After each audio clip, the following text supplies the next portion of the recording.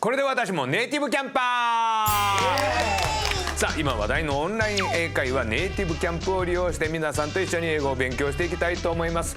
それでは早速先生呼んでみましょう。テディ。 Good evening, everyone. Welcome to Native Camp.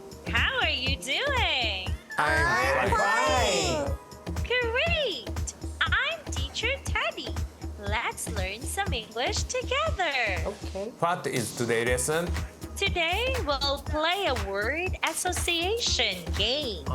本日は連想ゲームをやりたいと思います。あるものの特徴を言うので皆さんは何を指しているか英語で答えてください。それでは行きましょう。テディ、プリーズスタート。 Okay, let's get started. The first clue is we make it with cloth. あれ、布でできています。布で作ります。布でできてる。もの。ブラックベルト。ブラックベルト。黒帯。何それ？黒帯。黒帯。全然。ビクともしない。 The answer is black belt.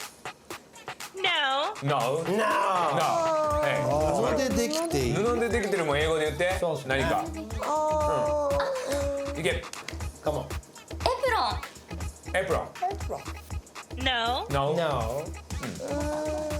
いやこれなかなか当たんない。この第一ヒントで布でできてる。わかんないな。次いきます。Next hint please. All right. はい。 The next clue is we use it for cheering, for sports, etc. スポーツを応援するときに使えますっていう。布でできてるもの。はい。はい。言ってまし分たよね。かった。俺もはい本当。もう言っちゃってください。これもう言っちゃっていい。はい。お願いします。フラッグ。フラッグ。これ言ったかも。 Flag is correct. そういうことでしょ。 So the answer is flag. Now let's practice together. Please repeat after me twice. Okay. Flag. フラッ Flag. フラッグ。 Well done. Everyone did a great job today. Thank you. Bye bye. グ。バイバはイ。